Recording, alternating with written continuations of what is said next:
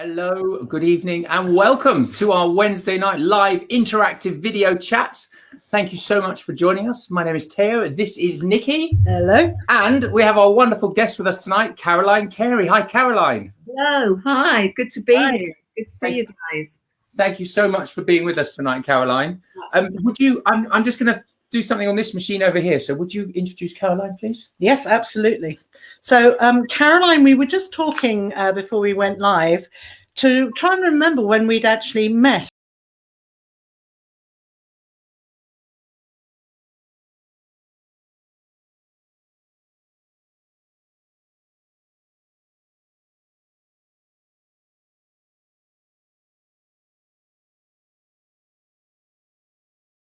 I think you're trying to turn. Hello, good evening, and welcome to our Wednesday night live interactive video chat. Thank you so much for joining us. My name is Teo. This is Nikki. Hello. And we have our wonderful guest with us tonight, Caroline Carey. Hi, Caroline. Hello. Hi. Good to be here. Good to see you guys. Thank you so much for being with us tonight, Caroline. I'm just going to do something on this machine over here. So would you introduce Caroline, please? Yes, absolutely. So, Caroline, we were just talking before we went live to try and remember when we'd actually met. And Caroline created the most amazing little garden for me. She came and did my garden for 2 days and created this totally magical space with rocks. And do you remember that, Caroline? I do. It was so fun. You said, would you happen to enjoy gardening, or do you ever do gardening? And I didn't really. I mean, I gardened for myself, and my mother was a gardener, but I said, yeah, I'd really love to do it. And I just came in, and there was all these great big wonderful things growing there that, you know, and just clearing that needed doing. And I did it, and I had a really lovely time. Fantastic. And we got to really know each other at that time. Yeah.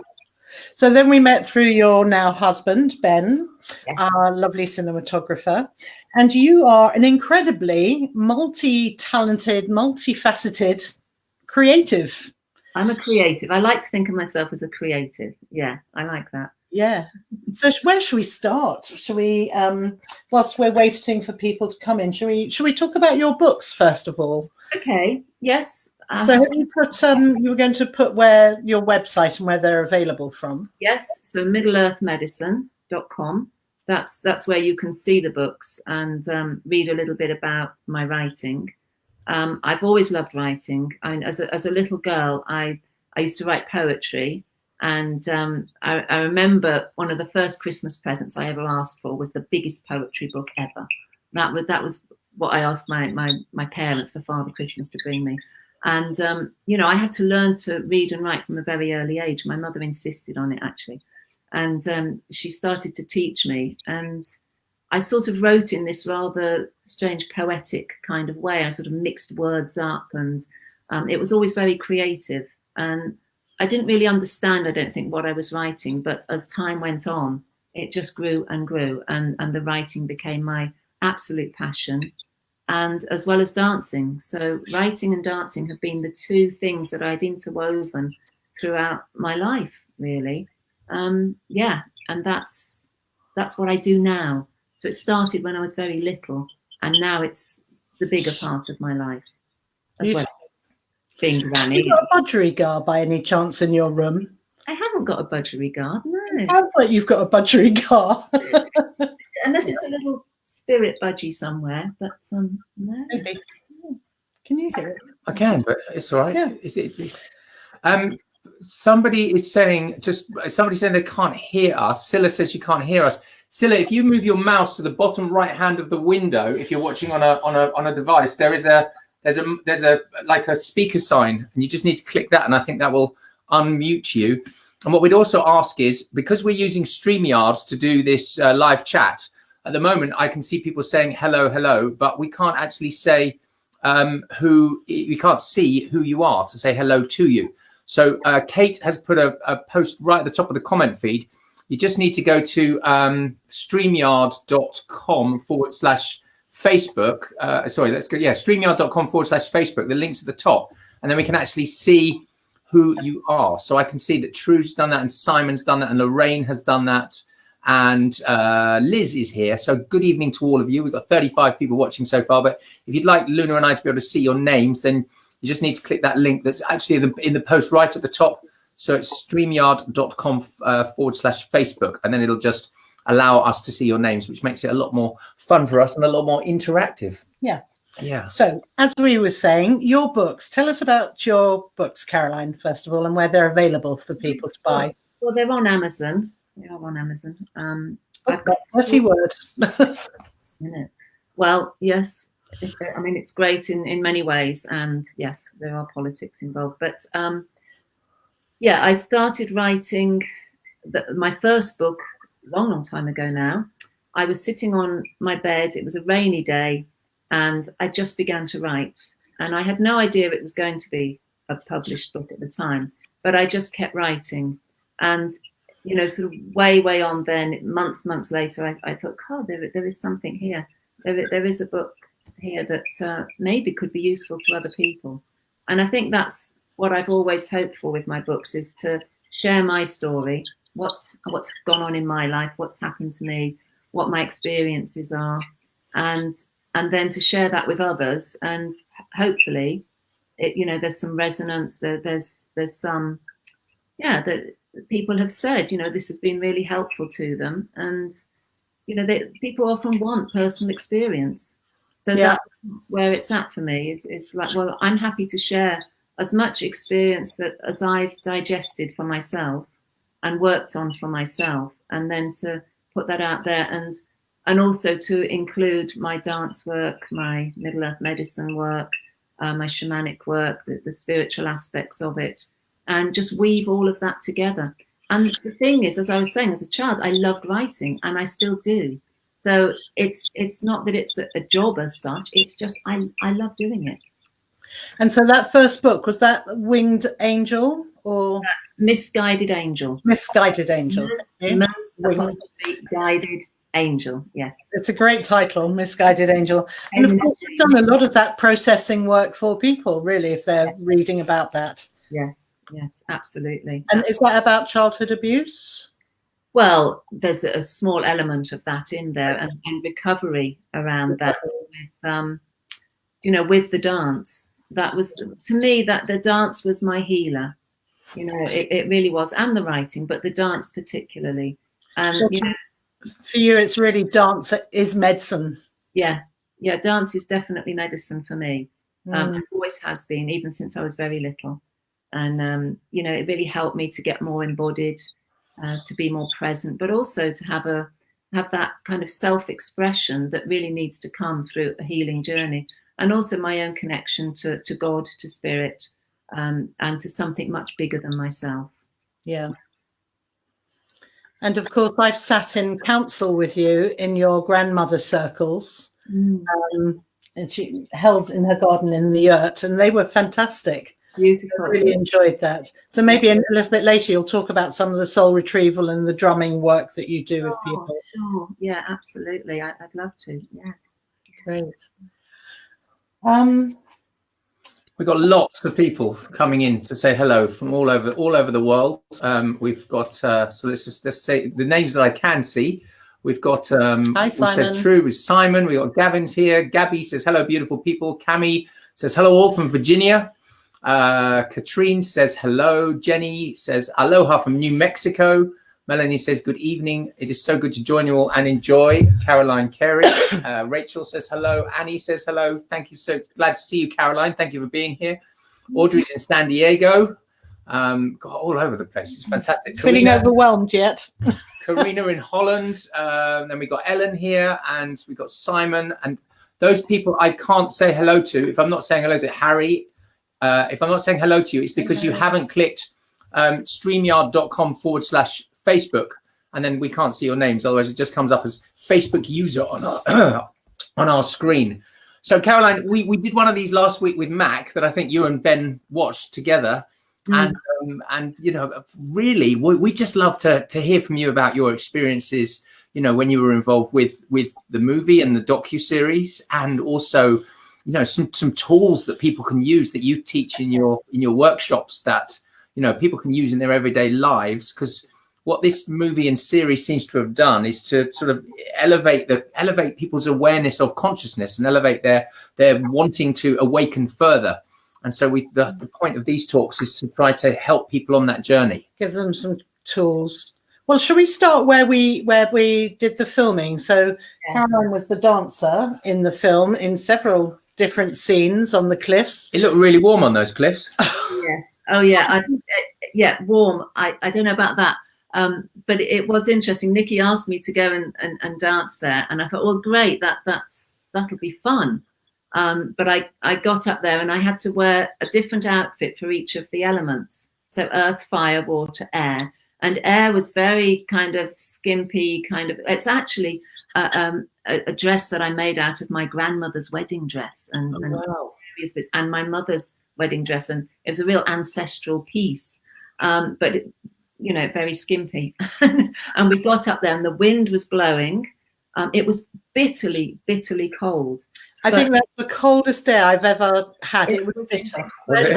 So it was, it was quite something. But it's that moment where you get into the dance, and I was there to serve the film. I was there to be part of this process. And I think when you put yourself into service for something, and particularly something creative and art in that sense, and that spiritual process, then you just give yourself to it. And so there was this moment where I remember just going, oh God, never mind the cold, I'm here. And I just sort of opened up, and I remember the breath I took, and it was amazing because Ben just captured that moment on the camera. And I think he had this crane or something coming up the side of the, we did, and just coming up over me, and it was just like, okay, I'm here. And I just, it was an incredible moment for me. And that's what we have to do sometimes, to really serve the project and just give ourselves to it. And I really enjoyed it, and I loved the fire element, and the rose, and it was the holding of that rose that really made me, or helped me to understand. A couple of times we worked with a rose, to understand what the fruit of the rose was in what metaphorically, and that was it. So I started to get the bigger picture of why are we doing this? Why is this so important? And it's part of my own work, is to talk about what those awakening moments are for us. And they do come, and they come at many different times, or sometimes we have really big awakening, spiritual awakenings, and sometimes it's the little things that touch us, that remind us of something. And for me, it's very much the awakening to our soul's contract. What are we here to do? What are we here to bring? What's mine to do? And tapping into the creativity of that. And that's what I always love to share, is like helping people to reclaim their creativity. Because I think sometimes that's what's lost, and it's what's lost in our own cultures in many ways. What's our own, what from the heart, from the spirit, from the soul. And, reclaiming that is part of our soul retrieval. So we find what's ours, start to use that creativity to help us to become more embodied in a way, to bring that soul home. And that's what writing does for me, and dancing. But when I write, it's like putting my pen to paper and just starting to write. And I was sharing this in one of my creative writing groups the other day about, just taking that pen to paper, writing, and not stopping, not going back over what you've written. Just keep going and see what wants to come, see what appears, see what wants to be remembered. And, as we do that process, if we do read back over it, that will influence what we're continuing to write. And there's a moment, and it certainly happens for me, there's this moment where something comes through and I can't stop the writing. The flow just happens.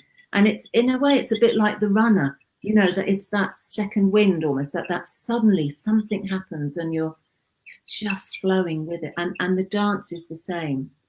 The dance is the same. You just go with the dance and you just engage with the whole body and you keep moving until, you get that moment where something else happens, where spirit comes in, or, there is that sense of something bigger really holding you. And if emotion wants to come, that's beautiful, because it means the heart is opening and things are releasing and letting go. And, and you breathe and you open up a little bit more, and then it just takes you. And if we can dance ourselves into that place, that's the pureness of ecstasy. And sometimes it's the pleasure and the pain all in one, that we feel, and it's beautiful. And that reminds me of Gabrielle Roth's book. Yes. Was she your teacher? I trained with Gabrielle back in 1999, 2000, I think it was, as a 5 rhythms teacher. Yes, absolutely. And I've been dancing ever since, and studying with many modalities, and and eventually, sort of, as I'm in my 59th year now, 60th year actually, and wow. I'm heading that way to really start to reclaim what is mine, what's mine to do, and what's my own cauldron of medicine, if you like, and putting all those tools together into one juicy bowl of my offering, and that's what I realize I'm here to do. And there are many tools in that cauldron, but they're all about creativity. It's a beautiful way to describe your life work, your medicine bag, your tools you're offering to life. It's beautiful. Yeah. Thank you. Yes. Yeah, it's really important to me. Yeah. I remember on my 52nd birthday, my girlfriends all dressed the archway, the doorway from the inside to the outside of my house. And I had to step over these horns, these antlers, and it had incense and feathers. But the one thing I had to do, I had to cross the threshold and take my bag of tools with me, of what I would need. And that was really potent. It's an amazing thing to do. I highly recommend it. And was there any significance with the age? 52. Well, in different cultures say different things, but I think a lot of North American tribes say 52 is the time, because I guess a lot of women have gone through their menopause by then. And so you don't have all of those distractions. You can then be very firmly focused on the path. Maybe. But, Nikki, you were at my 52nd ceremonial birthday. And in that moment, one of the things I did was my beautiful youngest daughter, she was holding a staff that I'd made, a very beautiful staff. And I had to walk out and take that from her. And it was like this moment of saying, my daughter was there, I think she was 18. And it was like, handing over the responsibility. It's like giving responsibility to my children and coming back to myself, to my own creativity, to my own work and my own world in that way. Not that they've ever disappeared, they're still there. But it's like, I'm responsible just for myself now. And my children have, they've claimed their own responsibility for their lives. And I think it's sorry, go on. But at that moment, I think it was then that you played the horn and you sang a really beautiful song. And that was very special. Yeah. We shared some beautiful ceremonies. It was beautiful. And so I've forgotten. It's past. We've got so many questions coming in. Janice has asked, I didn't catch the very beginning. So Caroline, would you just share with us what it is that you do? What do I do? Yeah.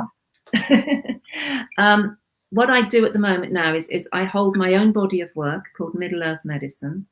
And it's a blending of shamanic tools and spiritual beliefs, or my own personal relationship to spirit. And it's a very creative bowl of medicine, basically. So a lot of dance, movement, embodiment, meditation.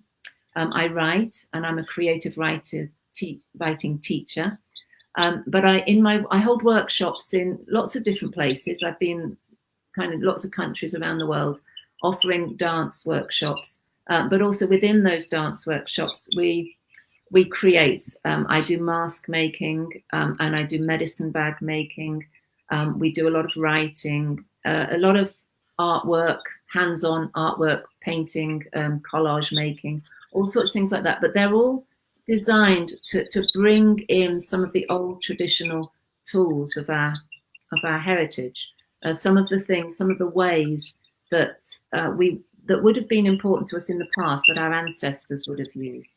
And I try and tap into that all the time, try and tap into what our own particular lineage is. And for me, because I'm English, I'm an English grandmother, this is where I live, I'm really focusing on the sort of connection to the rock and the stone and the earth of my own land. and to find the indigenous nature of that, and to bring that back through our creative work together. And a lot has been lost here. We've lost a sense of our own indigeneity in England, in Great Britain. There's a huge loss for us here, and I think Matt McCartney was talking about that last week, which is really important for us to understand that. And because there isn't much written about that, there's very little knowledge of those things. What we can do is start to reclaim it through the body, through the heart, through the bones, through our connection to the earth, and through creativity and song. Song is really important. So I help people to find their own medicine and spirit songs, and that can often come through the dance, because when you enter into that dance field, into that energetic space, things will start to happen, and we start to remember, and we literally remember our ancestry.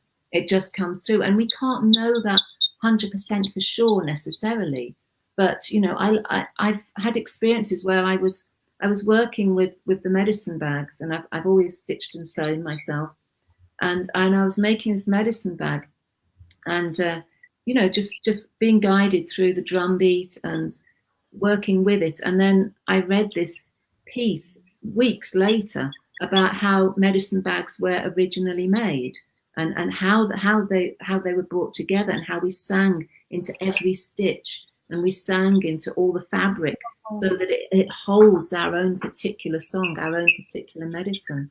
And then we gather in the tools that are needed for us to remind us of what it is we carry, and what is our own innate wisdom and our own innate creativity. So this was a really important process for me. And with the mask making, we go through a very deep process making the masks. It's a meditation, and it's a collective experience, people working together and sharing beautiful things to create their masks with.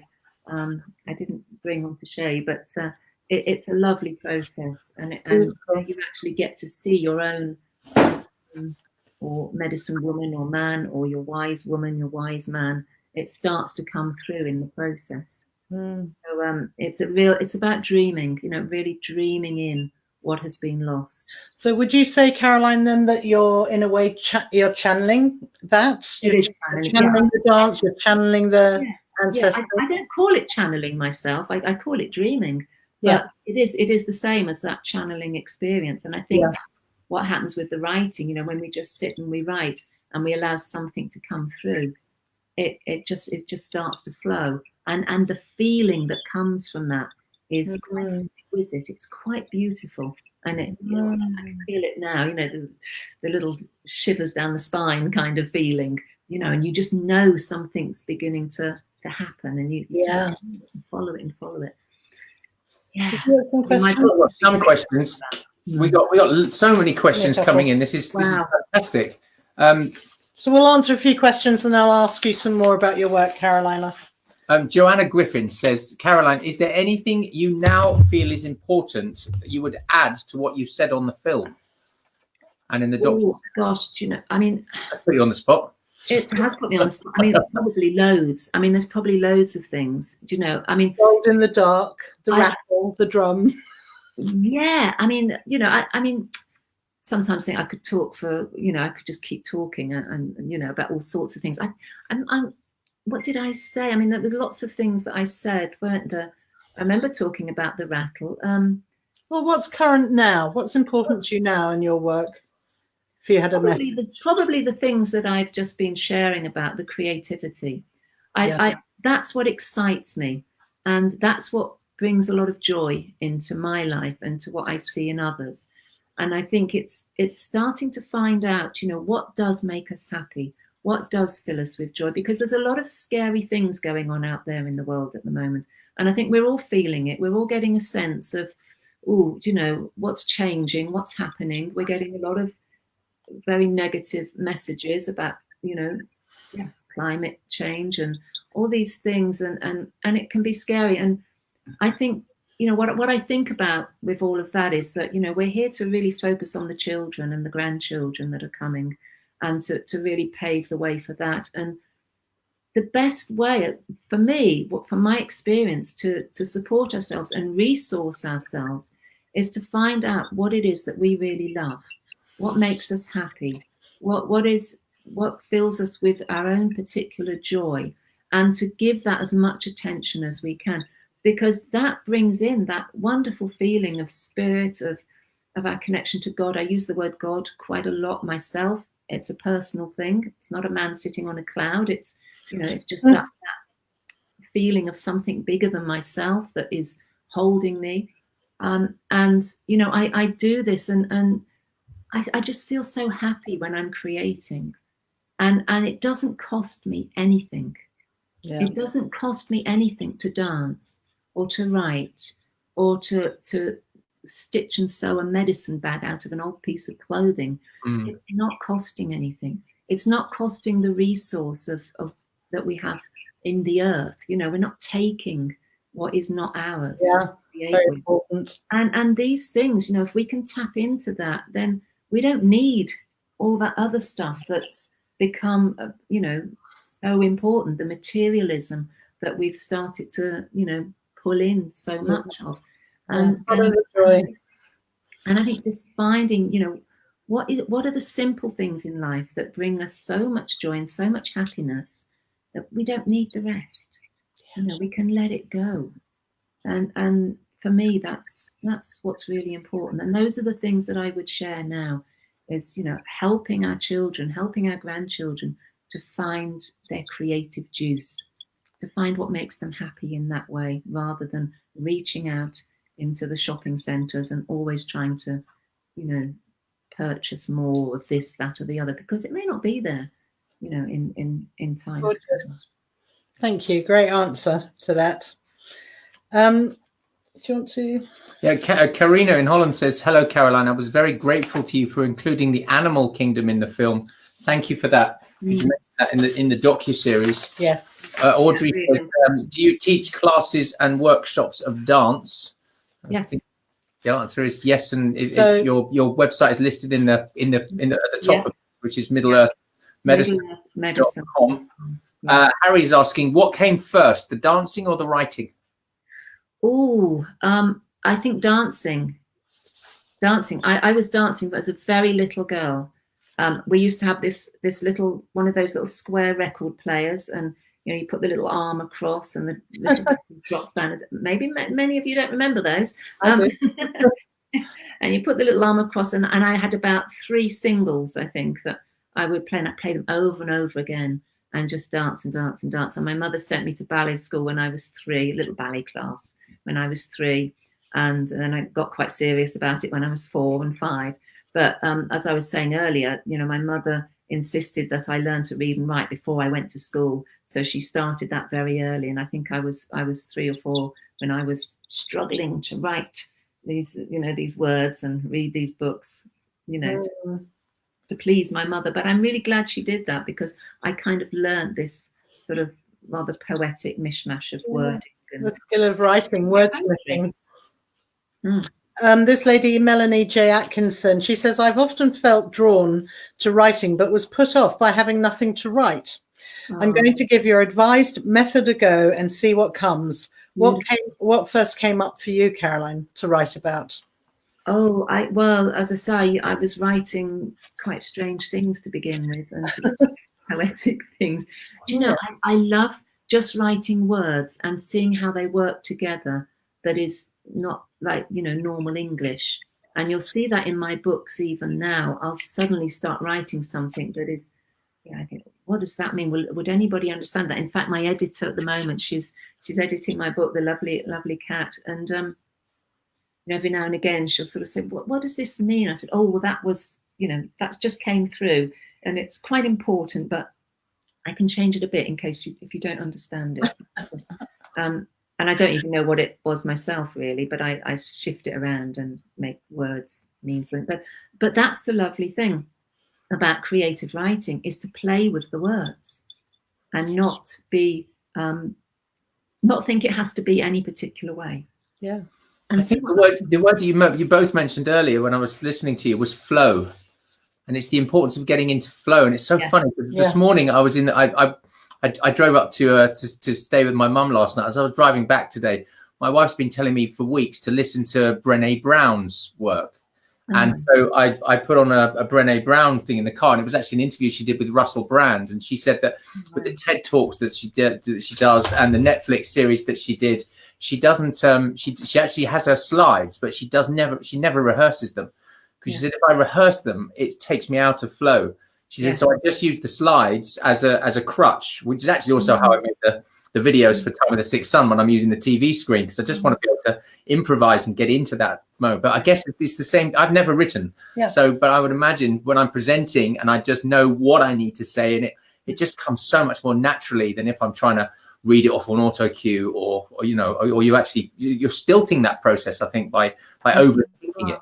Yes, and you're not trusting the process itself. Exactly. So for me, if I'm holding a dance workshop, I have a theme, like whether it's the Mandala Work or whether it's creative writing, or whatever the theme is. You know which workshop you're in. I know which workshop I'm in. Yes, and I might have to read what's on the tin just to remind myself. But I literally do just go in and I wait to see what's in front of me, because I can't have a plan. I've got people there, who are with different questions or different needs, and I have to follow the energy of the space and the answers. And so I never have a plan. I don't even plan my music. I don't plan anything. Say something with this week of sort of politicians and all the speeches at the moment. I really annoys me when I see a politician reading notes, or they're on the auto cue. And I was watching Nicola Sturgeon this morning, and she's just strong. She just speaks from there, and it's so important. And Boris Johnson got caught out today, who's our current Prime Minister, with a hidden earpiece in his ear, and a photographer with a Zoom thing went in. So he was there doing this debate, thinking it was all his own words. He's obviously been fed it all in his ear. It's like, how much do these people lie? It's honestly. Honestly.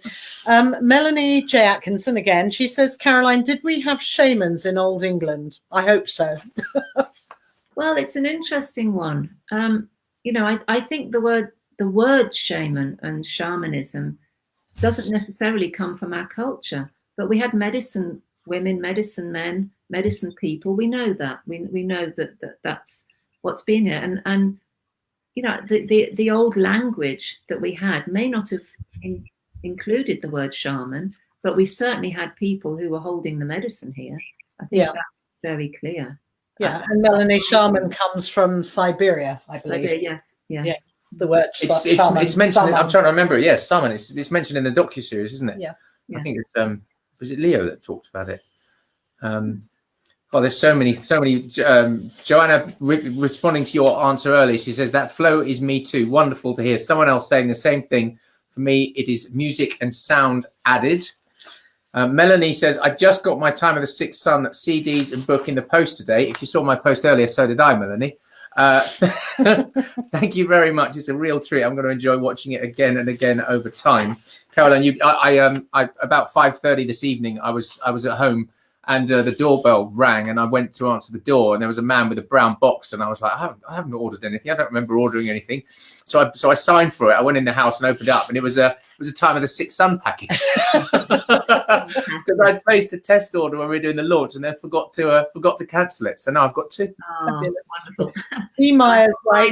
I've got mine here. I just love it. I think it's so beautiful. I think you've done such an amazing job on that book, Nikki. It's just, you really want it sitting there on your coffee table, because it's just a work of art. That's why I called it an altar table book rather than a coffee table book. Oh, well. Table book then. Yes, and all of those elements of the package are an echo of the film.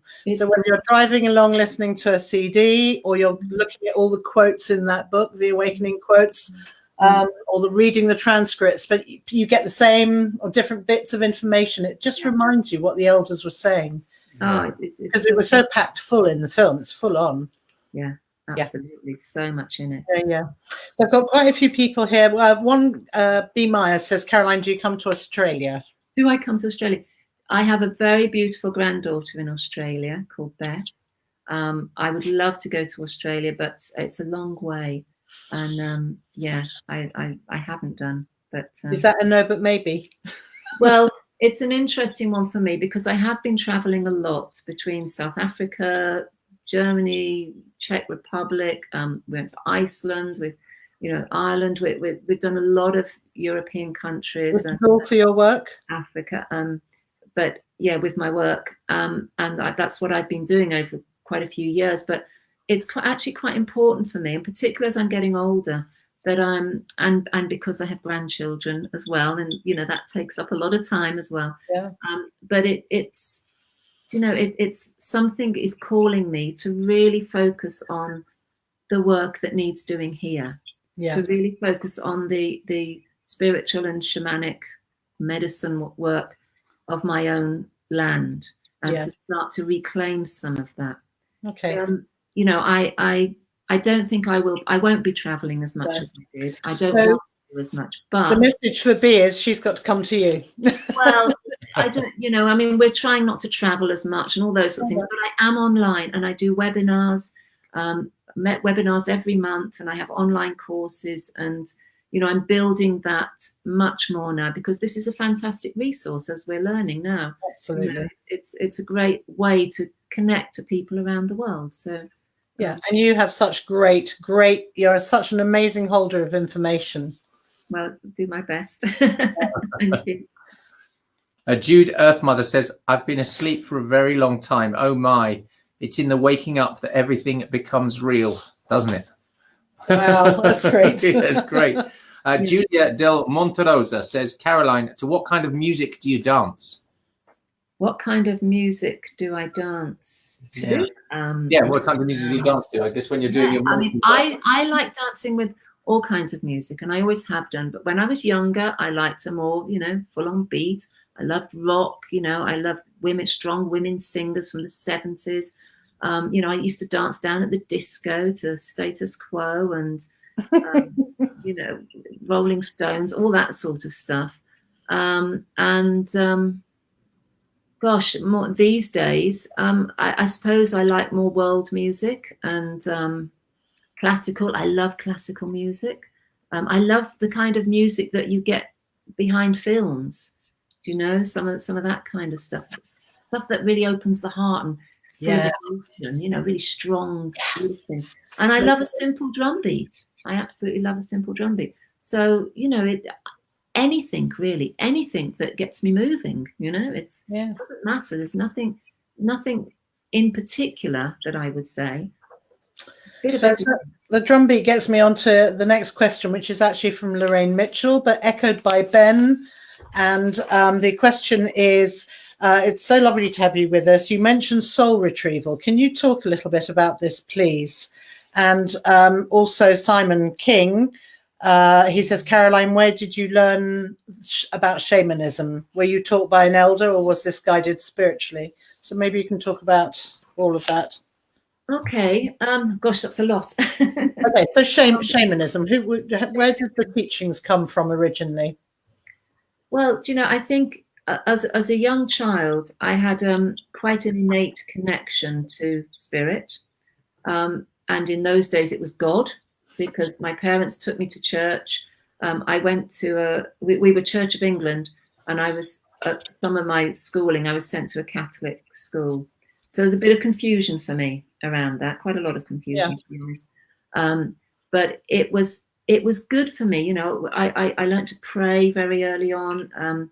I really believed that there was a higher power there for me, and then over time, because I sort of stepped away from the church and got very confused by different religions and didn't believe in God the way that others did, I started to find my own way with that. And shamanism, in a sense, because it's so you're so close to nature when it comes to shamanism. You're really reaching into the roots and the just the animal kingdom, the plant life. What you see in the sky, the stars at night. The wind in the treetops. It's like everything is alive, and I suppose animism is probably part of my belief as well, is that everything has a spirit, everything has a soul, everything is awake and alive. And it's that connection to that and the dreaming that always really attracted me. Even as a young child, I was always in that realm, if you like. I was quite isolated in myself. It's like God was the most important companion for me, and my animals. And I lived in the countryside, and I was very lucky to live in the countryside. But I was also very keen to go into the city and be in my father's factory and be with the workers, and sort of learn a lot from that. I've been writing a lot about that in my next book. But it was like I was always in these different worlds all the time, between religions, between the countryside, between the city. I was a middle child. I was born in the Midlands. It was all this middle world all the time, and that's where I discovered the Mandala work, which is a very spiritual idea of meeting with polarities. And you see the symbol of the mandala in a lot of religious places. If you imagine a spiritual icon like angelic beings, or even Mary or Jesus or something like that, you see that almond shape around that figure, and that's that light. It's called the Vesicus Piscis, or the mandala. Exactly. 2 circles overlap. Yes. And it's the mandala, which actually means almond in Italian, but it's that place, that place of light that is it's one of the most powerful places you can stand in yourself, and it's that meeting of polarities, the masculine, the feminine, the dark and the light, heaven and earth. It's that place of meeting where I think I started to fully find what shamanism, what spirituality, what the spiritual awakenings that we can experience holds for us, and how that awakens us to really find out who we are. So when we talk about shamanism or spirituality, I think for me, I've started to find what my own innate wisdom and understanding of it was. And although then I did go on to experience lots of different methods and different ways of being with it, learning about the drum and the rattle, and just using these tools quite a lot for myself, like shamanic journeying and that sort of thing. And I had some wonderful teachers that supported me with that. But it was mostly about finding what was true for me that was important. So I wasn't fixed on any one way. I had to find what was mine. Yeah. And I really feel I've connected to that through nature, through my practices, through the dance, through the writing. And I feel a real strong sense of my own indigenous calling because of all of that. And I think it's up to each individual to find what is theirs, and not to be fixed on any one particular way, because there's no one size fits all. And sure. I think that's really important. So going back to the question, can we just start with Shaman? Can we start with soul retrieval? Your soul retrieval work. And so basically, we see you in the film drumming, and maybe you can tell people about the drum and the speed of the beat. So the relevance of 135 beats per minute and the trance state. Yeah. Okay. So I work with the drum. I work with various beats. It's fascinating the whole rhythm thing, because it changes our brain waves. When you hear that drum beat, it starts to change what goes on in the brain. And the way I understand it is it helps us tap into our third eye, or our pineal gland. It awakens the imagination. We start to see a little bit more clearly, and I see the imagination as a connection to the spirit world. And it's through that we start to see a bit more clearly, and we start to receive messages that we might need. And it's up to us to interpret those messages in a way that works for us, so we interpret it in a way that means something. The messages can often come through in a very poetic way, or in a nonsensical way, or it doesn't quite make sense, but it's up to us to interpret that, a bit like a dream. What does this really mean for me right now? But when you talk about soul retrieval, for me, it's and from what I've understood from my own teachers and working with it, is that during our lives we can experience trauma, we can experience neglect, We can experience abuse on many different levels. And at that time, part of our soul will literally leave the body. We'll lose that part of that soul. We'll become a little bit more soulless, because we have to. That soul part has to leave the body in order to protect itself. And it's in those moments that we get, you often get that sense of being a bit spaced out, or dissociation, it's called.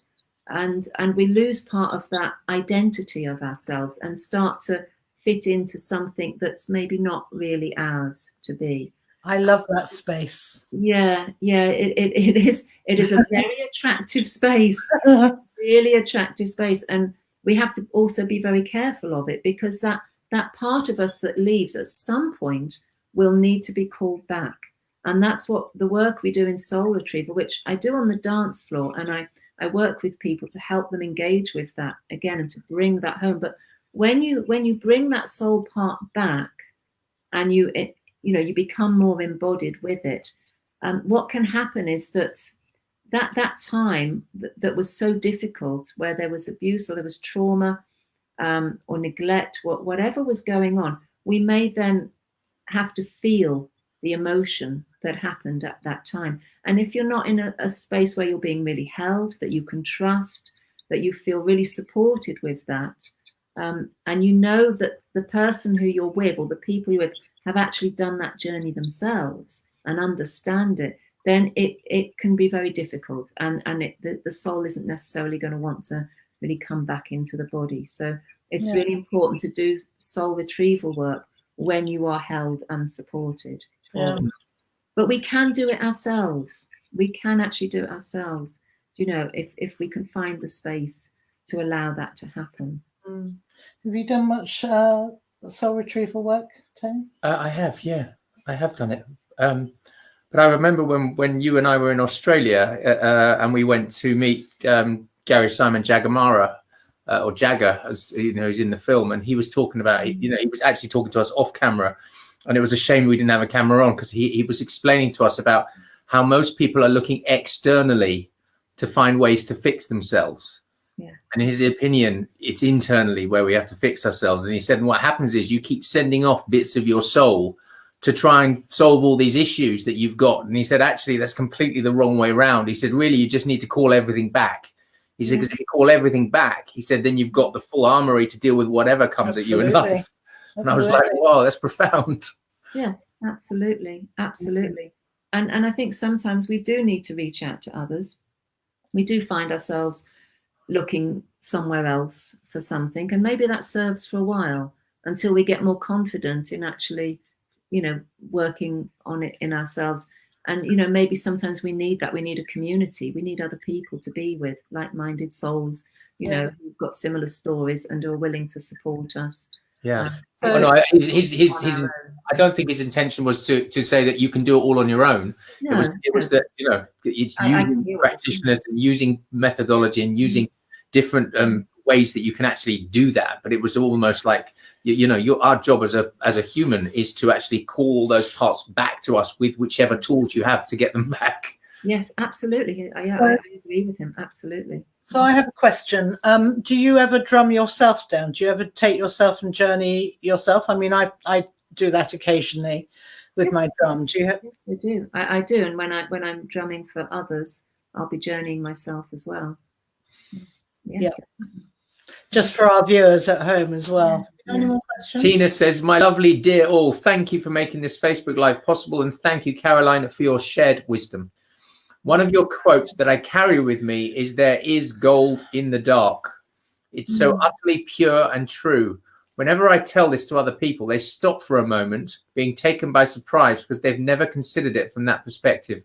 Thank you, and blessings to all of you from the bottom of my heart. That's one of the lines we often talk about, isn't it? When we're dealing with difficult bits and pieces, and and that shadow side comes up. It's always nice to know that there is gold in the dark. Yeah, absolutely. And Christ in the film, I think, talks about our shadow actually being our divinity. So it's kind of a metaphor for that as well. Yes. Yeah. No, there's a lot hidden away and a lot of potential within that. It's my favourite part of the film is the shadow chapter. I love that.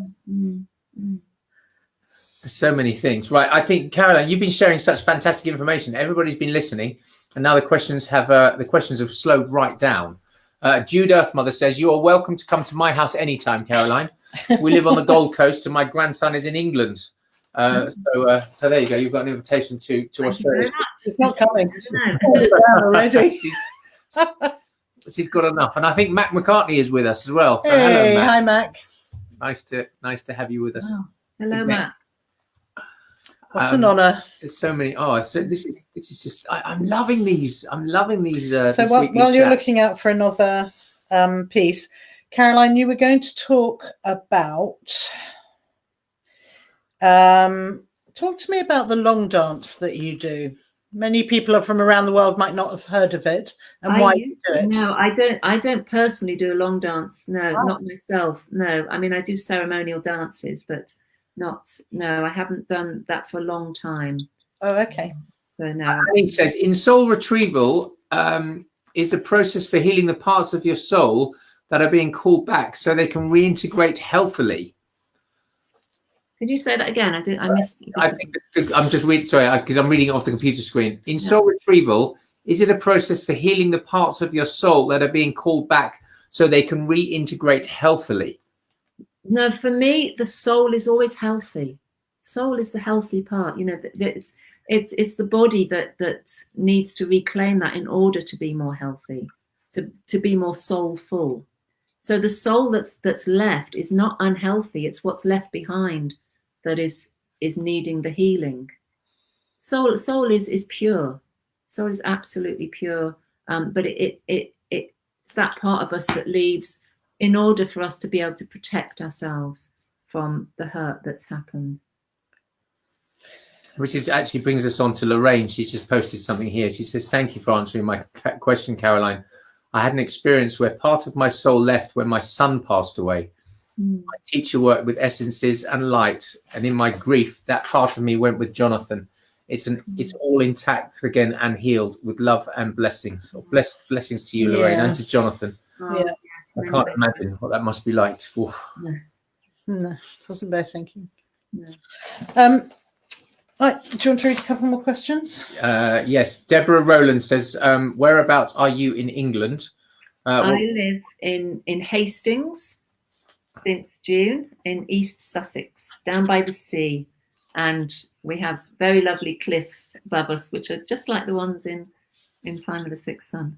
So literally we can walk out of our house. Maybe while we're back to that, just very quickly, when the reason we were up on those cliffs was because we had built a giant medicine wheel, a huge medicine wheel with the 4 directions, which our grandmother, Jo Crow, in the film was walking, holding the hand of a young girl for that particular scene. Yeah. And and we actually had an aeroplane fly up with the cliffs on our left. And the idea was to swoop around the lighthouse and bank up onto the top to reveal the medicine wheel.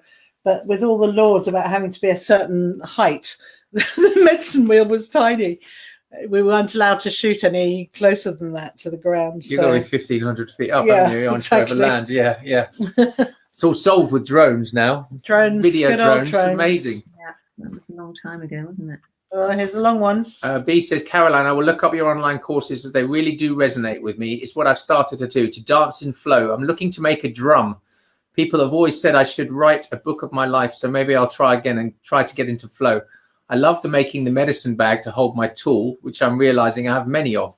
I'm gathering my tribe. There's a powerful energy going on here. The women keep coming to this beautiful area I live, which is Port Willinga, South Australia. Thank you for your work.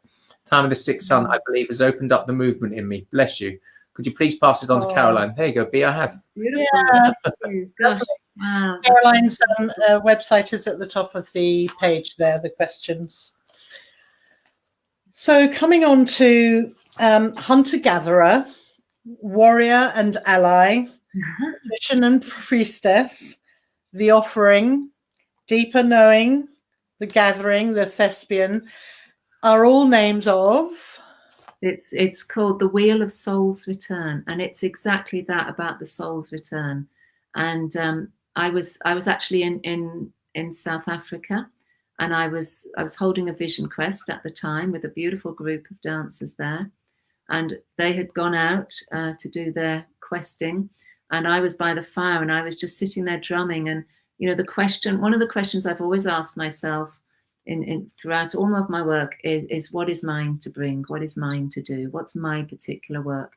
And it was in that moment, which was an incredibly powerful moment for me, this image just sort of dropped in front of me, and I saw it so clearly. And it was this whole piece, which looked a bit like a tree of life at the time, and then I realized was in fact turned into a medicine wheel. And it was called the Wheel of Soul's Return, and it was full of archetypes, different life stages, and it actually reflected the way I had lived my life in accordance with finding what was my work to do. And what I realized was that the mandala, the magic of mandala, is the particular work that I offer from my spirit self, and my soul's calling. But the wheel was the process that I went on in order to be able to find it. So some of our viewers, Caroline, sorry to interrupt, might have seen the post either on Facebook or Instagram, the pictures. It was a photograph Ben took of you dancing all the different elements, and he superimposed them on top of each other. It's a fabulous photo. And then you have the wheel. So this is on your website as well. Yes, because I don't know if you can see a bit of that there, but that's one card of it. It bring doesn't show up very well there. We can put it up on Facebook, but that is your website to look. Yeah, and I could have sort of created that so that there's a journey. There's literally a journey from innocence to sovereignty, and you know, we work with lots of different archetypes, but it's basically the creative. For people who are very creative to find a way to bring that innocent self and that soul purpose into being, into life, and to find its own sovereignty. And then with the support of our own sacred fool and our own wise elder, we turn that into an offering for others, bringing it back through the dreaming and back to the innocent. So it's a never-ending circle that takes us through soul retrieval and reclaiming what is ours, but what most importantly as well, what is ours to bring back to the children. Well, that's your belated Christmas present. So that's not quite out yet, is it? Well, I'm writing the book. I've written the book. We're editing it at the moment. But my mother-in-law, bless her, it's her birthday today. Happy birthday, Brenda. 87 today. She is the painter of these incredible medicine cards. We don't have the actual ones yet. They're about to be printed, but this is our little piece of... so if you just to hold that a little bit closer so people can see. Yeah, it's just going to get all sort of shiny if I get them too close. Beautiful. Just fan them out. So they're basically a deck of circular cards. Yeah, circular cards, and these beautiful paintings that she's done. And we've spent a couple of years like sitting together, creating together, talking about the process, and she's come up with all the different images and worked really, really hard at it. And she's an amazing woman. What really a lovely daughter-in-law, mother-in-law thing to do together. That breaks the paradigm. So beautiful to work together. And of course, Ben as well has helped with setting them out and making sure they're all, all the colours are right and the wording and things like that.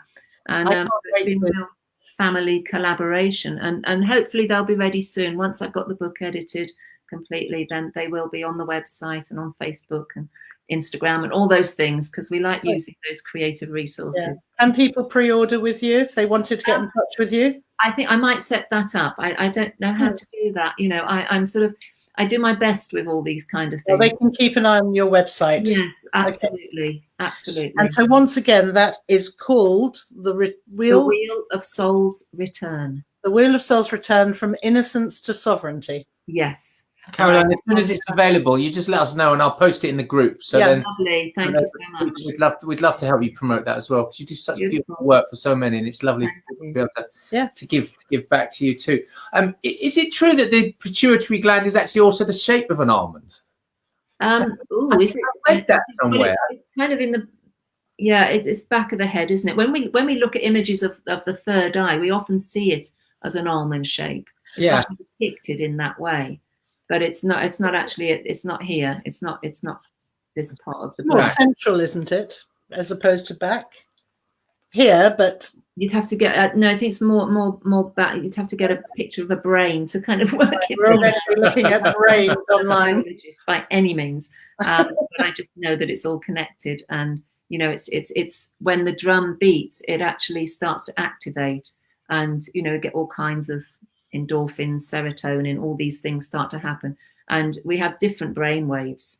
You know, there's the alpha, the beta, the theta, and the delta, and they're all different ways of working with the brain. I'm not a scientist, you know, I don't know these things terribly well, but I understand how things start to change in our mind and allow us to see more clearly, particularly in the theta, when the drum beat is happening and the imagination starts to wake up. right. And that's what helps us with our shamanic journeys and opens up that portal to the spirit world. Yep. Which is essentially what shamans do. They travel between the dimensions, between the worlds. And I guess traditionally in Siberia, they would get information like the weather that was coming in, or if there were cattle raiders or whatever it is. And they would bring that back to their tribe to facilitate life. Yeah, I think that's generally, you know, what that's about. And Yeah. I'm sure we've used it in lots of different ways as well. Throughout our nations, but you know, it's very interesting because that repetitive beat we've discovered, you know, when we've been in Namibia, for example, dancing with the Bushmen, and we've been dancing there, and you know, they're clapping hands. The women are clapping hands and they're singing polyphonic, beautiful songs, and we're just dancing. And it's this repetitive movement. These are the dancers from the very, very beginning of time, and they're still holding that dance. You know, nothing else but a rhythm and singing, and that's it, and the movement and the fire, you know, to do their healing work. Now we look at this same rhythm, and it's the same beat.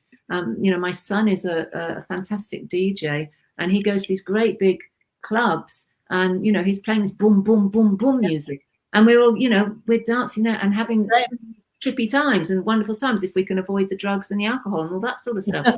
You know, you know, I mean, it figures. And then there we are with our drums in our homes and listening to rhythm. You know, it's all connected.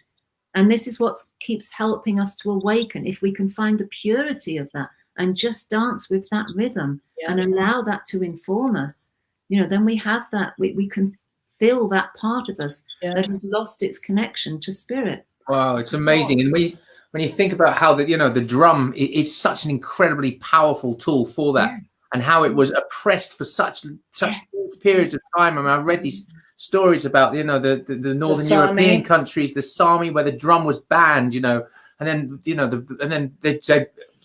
women were banned from drumming, and it was just this oppression and just shutting the whole thing down. They had their drums burnt, the women. I mean, there's such a grief and a sadness around that, which still needs healing. The Sami live on the Arctic Circle, for anyone who's not sure. Ancient tribe.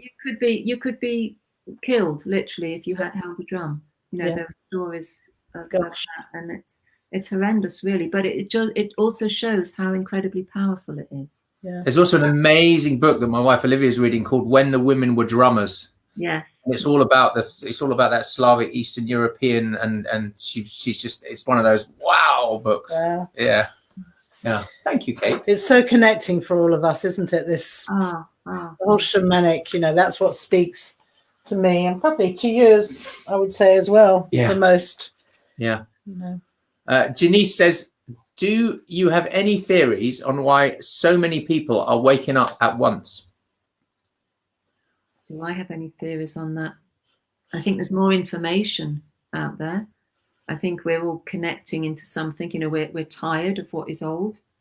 We're tired of the old that hasn't worked, that hasn't really supported us all this time. There's an emptiness, possibly. I think, you know, that people are turning to something different these days, wanting more out of life. And, you know, I've heard people say, well, you know, I always used to think this was a load of hippie nonsense or whatever, or, you know, it's new age movements and all these kind of things. And some of it I wouldn't go along with myself, you know, but there's been a lot of things. It's people saying, well, I think I was wrong. I think actually there is something in this. There is something that I need from this, and I can take what I need or what serves me and what supports me, and maybe the rest of it, no, I'm not so sure. But it's just finding what is calling to us as individuals. And it does seem to be that there is this awakening happening.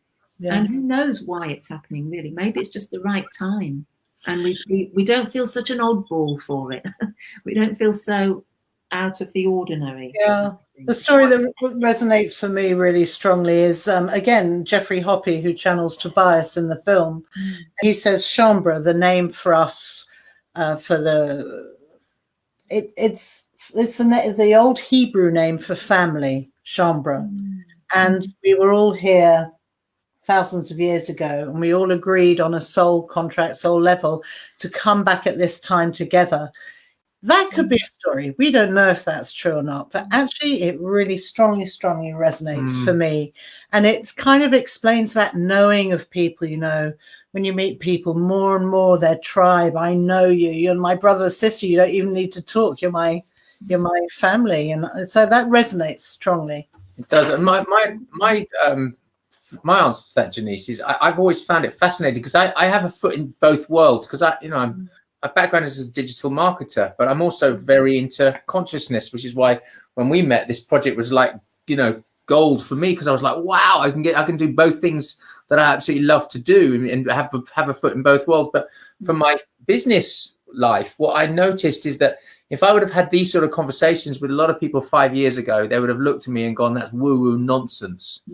But actually in the last sort of 2 to 3 years, again, because of what you said, because there's so much more available out there, you know, people have heard of The Secret, people have heard of the law of attraction, people understand that, you know, our thoughts really do manifest our reality. And it's amazing how many of those friends in the business world are now completely open to all of these things. And it's just been wonderful to watch that shift, especially over the last sort of 3, 4, 5 years. And so I think that's it.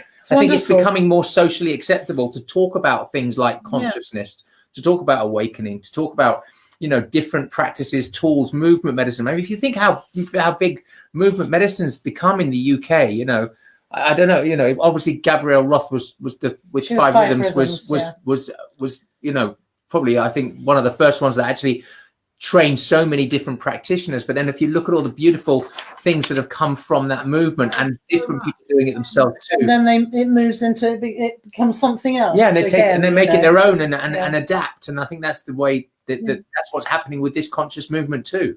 Absolutely, I think so. I think you're right, and I think it only takes one person to really tap into something, and then the threads start to appear, and everybody links up. And you know, there's so many beautiful practices. Well, also this collective consciousness that we're all pulling down from. It's such a wonderful jigsaw. It really is. I love it. And you have a very deeply shamanic wife, Olivia, as well. So that's helped you. Your boys have grown up in a very shamanic family. Fawn says, are you involved in any global ceremonial movement? I'm sorry, I'm not well informed yet. Oh. Hi, Fawn. I mean, a global ceremonial movement. I don't really understand what. Is there a global ceremony that she participates in? I think is what it means. Is there anything like that with Caroline? I'm not very global. I really like being at home.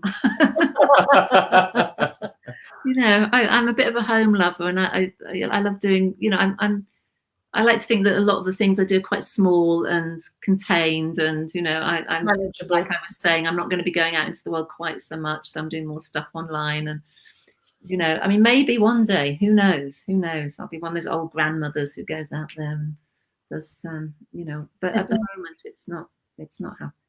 I really, Fawn, I look forward to, I think we're going to see a lot of really powerful global healing ceremonies. I think they're coming, both Indigenous and with us the West. We've all got stuff to heal, all of us. Yeah. It's a universal wound. So I'm really looking forward. And we do it in our own way, and we find what's right for us. Yeah. Caroline, if somebody came to you and said, I'm right at the beginning of my journey of awakening, if they even knew that that's what it was called. What advice would you give them? I probably wouldn't give them advice. I'm not somebody who gives a lot of advice, really. You know, I'm more interested in tapping into what's really happening for somebody and talking about that, or just finding some gentle movement or drumbeat or whatever tools feel important at the time, and just taking it slowly. You know, I'm not here to tell people what to do. I think it's really important for people to find their own healing path and their own way of doing it. And yes, I will share my experience. Well, this is what happened to me, and this is what has helped me and what has served me, and that's mine to share because I've experienced it. But you know, I think anybody coming to me to work with me, you know, I'm going to encourage them to find their way, and that's how I operate. That's how I work. Because everybody's different, and everybody has a different journey, and everybody has a different healing capacity, and we're all from different environments, cultures, communities. We all have different resources, and it's just tapping into, well, what would help you right now, you know, and what could you bring more fully into your life to enable this to blossom and grow. I was more asking the question from the perspective of we've got lots of 55 people on here live right now, and I know this will be watched afterwards of things that they could potentially use in their day-to-day lives. Tools. Very simple tools, like maybe just like the rattle or the. Okay, so I think that the most important thing is to become more embodied, to connect to the heart, to find the physicality of the body. So because I don't think there's any healing work we can do if we're not embodied. So movement is great, and whether that's going to be dancing in your living room, dancing in your garden, it doesn't matter. And I don't always use the word dancing, it might be movement, but just to find a really simple movement when you get up in the morning or before you go to bed at night, just to breathe and to feel your body, get to know your body better, you know, get to understand it and allow the heart to be a little bit more engaged with the body, because we're very up here, you know, we're very much on our computers or, you know, working things out, being very heady, think all the time thinking, and we need to bring ourselves away from that constant thinking mind, come back to the heart, come back to the body, and just allow that to lead us for a while. And so if you like dancing, that's really great. Or if you like writing, or if you like stitching and sewing, if you like singing, if you like sound, you know, like the drum beat, then use that, really use it, and see, you know, how much you can resource yourself with it. So that really helps with the awakening. That really helps you to go, okay, there's something more here that wants to come through, and stick with it. So that question of, will I do this? Will I keep doing this? Or will I fall back into the old ways of being very stuck in the head and not really paying much attention to what's going on down here, you know, in the heart, in the belly of movement, of the dance, of self-expression. And so there are a lot of tools. There's a lot of tools. That's Aquala's favorite expression is let heart take lead. Yes, yes. I was going to ask you, sorry, I kept trying to butt in there. I wanted to ask you, what about people who are maybe disabled or visually impaired or whatever? There's even something called inner dance, but everyone can do raising arms, or I guess use the capacity you have. Use what you have. Yeah. So even if it's the heart, if you're a quadriplegic, even the heart, just following that beat. Yeah, and listening, playing music. You know, music is just the most incredible gift, one of the most incredible gifts that we have. Playing music, listening to it, and finding the dance inside you. How does that move me? Yeah. And really being with that, and, you know, and sharing that with somebody else, you know, communicating with somebody else about how you are in the moment, you know, sharing your you know, if you feel emotion, share the emotion. It doesn't mean, you know, constantly talking about how we feel or, you know, what's going on in our heads and trying to work it out, trying to analyze it all the time. You know, it's really about just allowing the heart to open and moving with it, because when you can move with emotion, you know, that is part of, that is healing, you know, because it starts to find its expression. and it's not locked away so much. It starts to move outwards. So when we dance, it's quite cathartic. So in the workshops, people are moving, people are dancing, and they can, it's so spontaneous sometimes. Suddenly there is a lot of emotion there, and they might not even know why. It's because energy is being released. Emotion, energy in motion. It's moving. Something is moving that has been locked in for maybe years and years and years. Yeah. And we start to free it up, and then the heart opens, and it finds the expression that it's needed all along. And then you need to find a way to keep moving with it until it can come to a gentle stillness and a calmness. And that's medicine then for just to move from that place. And I guess even people who are really helpful for people who are going through I don't know, either some form of cancer or Parkinson's or whatever, just to do that little bit of movement each day, just feel, like you said, feeling the body must really help their process, their healing process. We've seen so much happening with dance, and seeing it on social media where it's been so useful in homes, elders' homes, where they're using dance now for dementia, things like that, and like you say, Parkinson's, that movement and song, music, dance, it's healing. And do you ever dance with like a rattle at all, or anything at all? Yeah.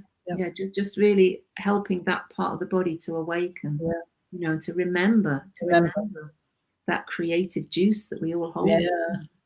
So that's nice tools for people. Gwendolyn says, Caroline, when you dance in nature, do you feel the drumming coming through your feet from Gaia? Do you know, it's a while since I danced in nature. It's been raining so much here that, but I don't know that I do necessarily. I'd like to think that I feel a connection to the earth, to what's around me, to the trees, to the roots, that when I've been really dancing in that way and mindfully so, then yes, I am going to feel some kind of energetic connection, and it's up to me then to really embrace that and to keep moving with it, and to just find what is there for me at that time. Is there a beat? Is there a beat there? Is it my own heartbeat? What am I connecting to? So absolutely, and I love the dance of connecting to the atmosphere around us, being in relationship to the atmosphere, whatever that is. Yeah, nice. I used to know this girl who at festivals, she had these miniature little microphones, and she would put them onto tree bark and leaves. So as they blew in the wind, it got all of these minute sounds, but they sounded amazing when she put them on this track. Beautiful. Wow. So many creative things to do with all of this. Yeah, absolutely. Yeah. Joanna says, tools, a saucepan and wooden spoons as a child. But actually, when you think about it, kids love to rattle. And my boys, they'll find anything they can in the kitchen to make as much noise as they possibly can. The metal saucepans and the spoons. Especially when you're working. Especially when I'm working, yeah. And we have to encourage that, really encourage our children. Don't encourage them, not when I'm working. Put your earphones in. That's why I'm trying to make live videos. It's difficult. Stop that banging! Yeah. Right, Caroline, we've already been talking for an hour and 20 minutes almost. I have one question, because you're a grandmother. May I just say, yes. So if anybody has any last minute questions that you would like to ask Caroline, please post them into the group now, because we're going to wind this up in about 5 to 10 minutes time. So this is your last opportunity to ask Caroline, Carey, whatever you'd like to ask. I don't know where I read this, and I don't know if it's pertinent. It'll either resonate with you or not. But I read somewhere, I think on your website, that grandmothers are crucial for our human evolution. Are those your words? It's not. I think I posted something on Facebook the other day that I actually saw, and it really struck me how important the grandmothers are for helping to look after the youngsters. So our menopause happens, and we're no longer able to bear children ourselves, but then we can be very hands-on to help the grandchildren that follow. and which actually supports the human race in a sense, because then, you know, the mothers have that kind of support. They can go back to foraging, or, you know, feeding the family, cooking, doing all the things that they need to be doing, or going back to work, or whatever it is. The grandmothers have a very particular role there. And, you know, I don't see my grandchildren enough, because they're in different countries around the place. And I've got 6 grandchildren. I'll have 2 more next year. So, you know, eight young beings to love and to be with when I can. And guide. But I really feel that responsibility of being a grandmother, how important it is.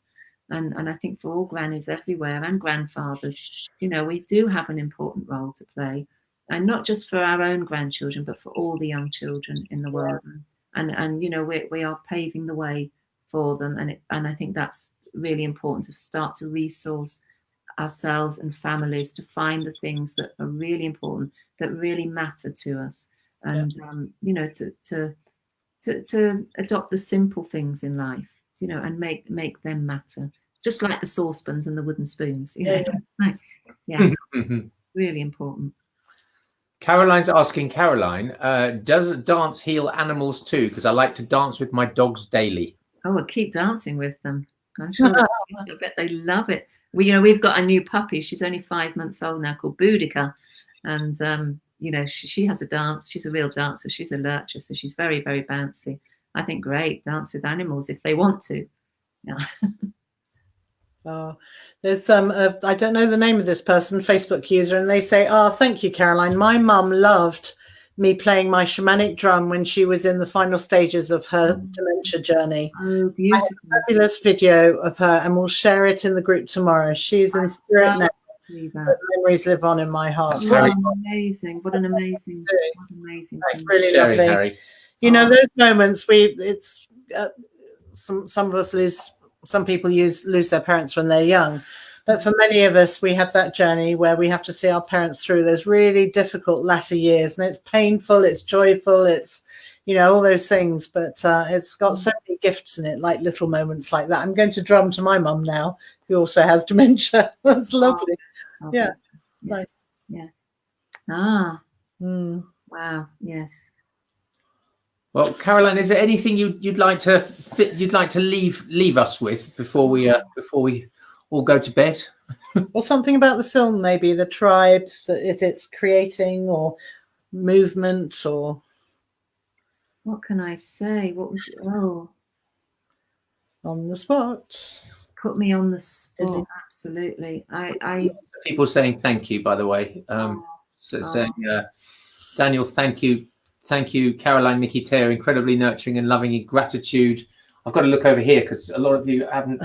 I can't see the names on the StreamYard, but I've got my other laptop over here, so I can see your names. Can I see all these questions afterwards? I mean, am I able to? Will I be able to see them? I mean, yeah, they'll all be posted in the group. So all the questions will be in the group chat, which is now the comments are growing by the minute. And so we have a lot of people. Thank you. Lorraine says, lovely. Karen says, much gratitude. Gabriella says, hugs and kisses to you all. Fawn says, love and much gratitude. Joanna said, today would have been 91. I'm sure she's very happy, and I see her on this call. Oh, 91 today. That's very special. I think she's in spirit, Joanna. So we send your, is that your mum or your dad, love? Gavin, thanks, guys, for bringing us this. God, it's moving so fast now, I can't keep up with it. Thank you, lovelies. Wonderful dancing in the film, says Natalie. Gwendolyn says, thank you all so much. Annie says, deep love and gratitude. Goodbye to everyone from Janice. Danielle Boone says, thank you in Holland. Liz says, thank you very much indeed for your time tonight. So I'm just thinking about it. You know, I feel very grateful and very blessed to be able to connect to so many people. And thank you both so much. And what I would say is that for us not to be afraid of our own innocence, you know, to call back that innocent part of ourselves, that curious part of ourselves, and tap into that curiosity and really allow it to resource you. And you know, in my work, in the Wheel of Soul's Return, it's all about the crown in the magical garden. And the crown in the magical garden is that the golden crown that we are born through and into, that when we're born, that purity of spirit and soul. and it's that gets lost over time until our innocence and our rebel energy and our apprentice and our thespian and our artisan starts to reclaim it through the creativity and bringing it back to sovereignty. So the crown in Magical Garden is the sovereignty. It is the crown, but we lose it, lose a sense of it. But the rebel is always carrying it in its rucksack on its back into the wild forest, in the untamed forest. It knows it's there. We know it's there, but we know we have to go on a journey in order to reclaim it. And so we bring it back to our sovereignty and put it into the hands of our sacred fool and our wise elder in order to really develop its gifts and its offering to bring back to those who follow. So I really encourage everybody to not be afraid of your innocence, to allow it to come through you, be creative with it, and reclaim your own sovereignty. That would be my prayer and offering to you. And that is absolutely beautiful, a beautiful vision to go out with. And I saw on the internet a couple of days ago the most beautiful photo of the Aurelius Borealis, and it was the Earth at night, and she just had a crown of all the green lights all the way around on top of the Earth. Beautiful, and it kind of nice visual for your story. Beautiful. Fantastic. Caroline, thank you so much for joining us on our Wednesday evening in the United Kingdom, Wednesday afternoon in the United States, and Thursday morning in Australia and anywhere else people are watching from around the world. They were just the ones that I saw in the chat. It's been so special to have you with us, and thank you for all you've done and for the help you've given us on the movie and the series. So just to remind everyone that Caroline's website information is at the top of the page, and you can contact her there about her books. They're for sale on Amazon, but not quite. Well, the rest are, but the latest one will be a little while. And I'm very happy to connect on Facebook. I've got Caroline Carey Dance and my Instagram as well. Instagram is great fun, and I'm really enjoying Instagram at the moment. So I'm very happy if people have got more questions to connect. Yes, we've been seeing you there on Instagram. Or maybe we can do this again sometime and at an event, or we've got lots of ideas for the next 2 years. So everyone. Thank you. And congratulations to you both. You know, you've worked so hard and just setting all this up, all these weeks and weeks and months and years of work. Yes. I think you've done an amazing job, and it's really impressive. So thank you, and congratulations too. Great. Thank you, Caroline. And thank you, every one of you, for sharing this time with us on our Facebook Live weekly Wednesday chat. We will be here again next Wednesday in the Facebook group. If you saw my post that I put up yesterday, on the 4th of December, and we're doing it again on the 11th of December. But then from January onwards, these are going to be available. So you'll have to purchase the package. Those 2 dates, 4th and 11th of December. We'll put that up on the Facebook group. Before next week. We're just trying to finalize who the speaker will be. We could say it'll be a surprise, but then we wouldn't be telling you the truth. We don't know yet. So we'll post it up as soon as we do. Good night, sweet dreams. Thank you. Good night, everybody. Bye-bye, Caroline. Bye, Thank Caroline. you. Bye-bye.